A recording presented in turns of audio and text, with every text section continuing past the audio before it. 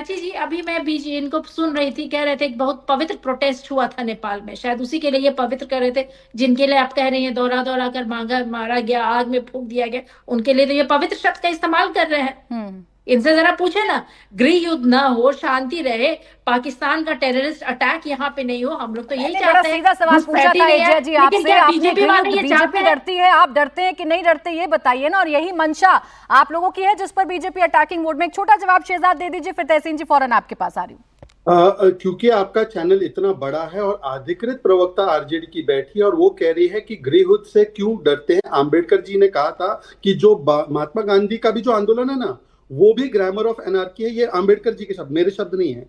आंबेडकर जी के संविधान की खिलाफत कैसे अजय यादव जी कर रही है, ये कहकर कि डेमोक्रेसी और आंबेडकर जी में भरोसा नहीं रहा, गृह युद्ध छिड़ जाना चाहिए। और दूसरी बात, ये तो वो है ना जो शरिया इमारत चाहते हैं संविधान के खिलाफ। ये वही लोग है ना जो वक्फ पे भी गृह युद्ध चाहते हैं। ये वही लोग है ना, ममता बनर्जी ने बोला था सीए लागू होगा तो गृह युद्ध हो जाएगा, तो ये तो गृह युद्ध चाहते हैं। इसलिए इनके शब्दावली भी देखिए, बॉम्ब फोड़ देंगे, अपने वोट बैंक को साधने के लिए सारे शब्द होते हैं। पर मैं एक चीज पूछना, दो प्रमाण देना चाहता हूं। तहसीन पुनावाला आगे दो प्रमाण कैसे देश को डिस्टेबलाइज करते हैं ये लोग। एक प्रमाण कि आज बाटला हाउस पर ये कांग्रेस इकोसिस्टम बाटला हाउस आतंकियों के लिए जो है वो शोक मनाने का कार्यक्रम रखी हुई है। और दूसरा, अभी जानकारी आई है कि यासीन मलिक को यूपीए की सरकार ने दूत बनाकर हाफिज सईद से बात करने भेजा था, और हाफिज सईद से मिलने के बाद मनमोहन सिंह ने घर पर बुलाकर, उनको ऑफिस में बुलाकर थैंक यू बोला था, और उसके बाद मुंबई का हमला हुआ। तो देखिए, देश को अस्थिर करने के लिए नहीं, लेकिन एजिया जी जो कह रही हैं शहजाद जी कि अगर सरकार काम नहीं करेगी, सरकार अगर मुद्दों को पूरा नहीं करेगी और असंतोष होगा तो सड़कों पर युवा आएगा,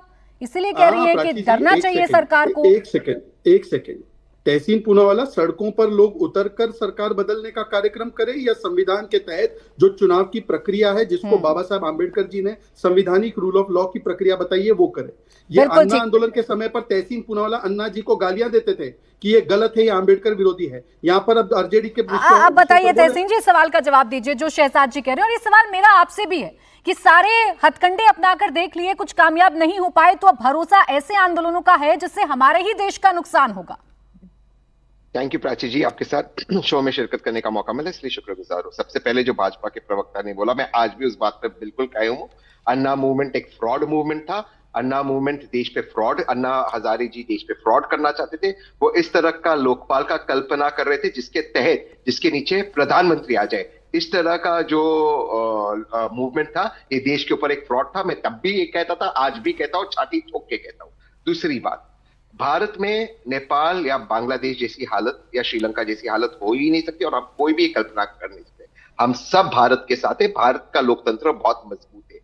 जो आदरणीय विपक्ष के नेता जिस ट्वीट पर मैं आया हूं, जो कह रहे, वो ये कह रहे कि जेनजी को अपने अधिकार के लिए लड़ना चाहिए। वो अधिकार के लिए लड़ना अलग अलग तरीके से होता है। चाहे आप सोशल मीडिया पे पोस्ट करो, सड़क पे आप संवैधानिक तरीके से, गांधीयन तरीके से आप आंदोलन करो, चाहे आप उस पर चर्चा करो, आप आपके जैसे टीवी शो में आकर बातचीत करो, जो भी करो, लेकिन संवैधानिक तरीके से अपने अधिकार के लिए लड़ना चाहिए। वो विपक्ष के नेता कह रहे। कब विपक्ष के नेता ने कहा कि आपको हथियार उठाना चाहिए, देश के अंदर सिविल वॉर होना चाहिए, देश के अंदर आतंक फैलना चाहिए? ये बात कही है नहीं उन्होंने। लेकिन जो आप कह रहे हैं तहसीन जी, वो भी तो नहीं कहा उन्होंने। नहीं, प्रमाण ले लो। मैं आ रही हूँ शहजाद जी, जो आप कह रहे हैं तहसीन जी, वो भी तो नहीं कहा ना नेता विपक्ष ने। और ये जेनजी शब्द कब से प्रयोग में करने लगा विपक्ष, ये भी बता दीजिए।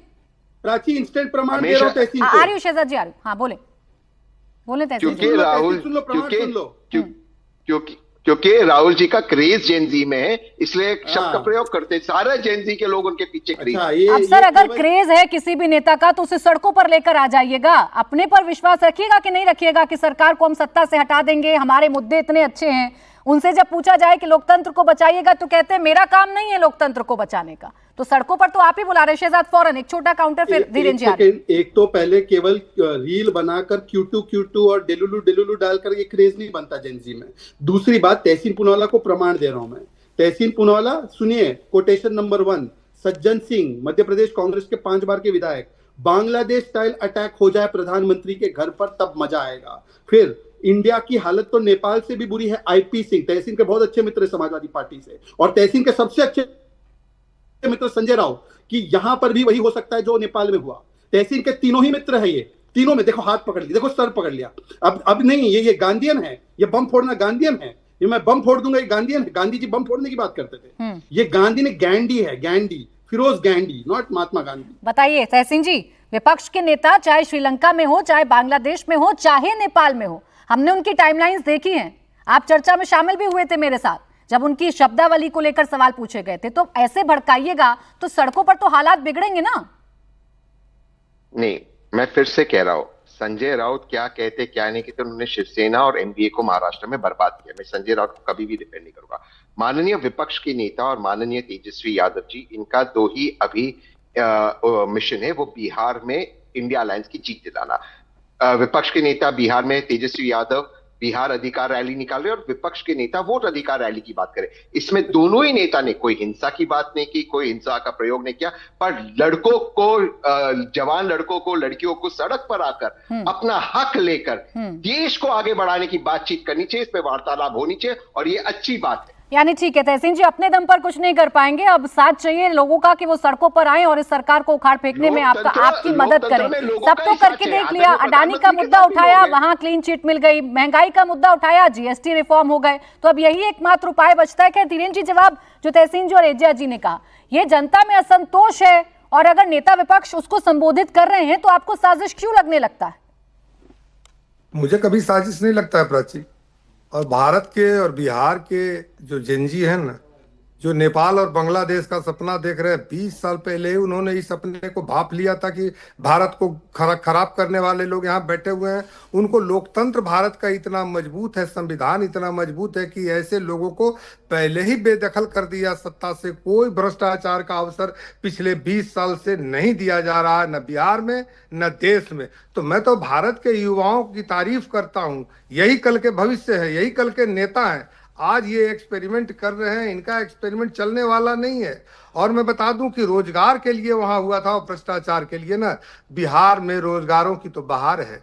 रोज नौकरियां दी जा रही हैं, रोज रोजगार के नए अवसर दिए जा रहे हैं। यहां तक कि जो गांव के जेनजी हैं, जो पढ़े लिखे नहीं हैं, उनको भी जब तक उनको रोजगार की सुनिश्चित नहीं की जाती है, 1000 रुपये दिए जाएंगे। ये है सोच एनडीए की सरकार की।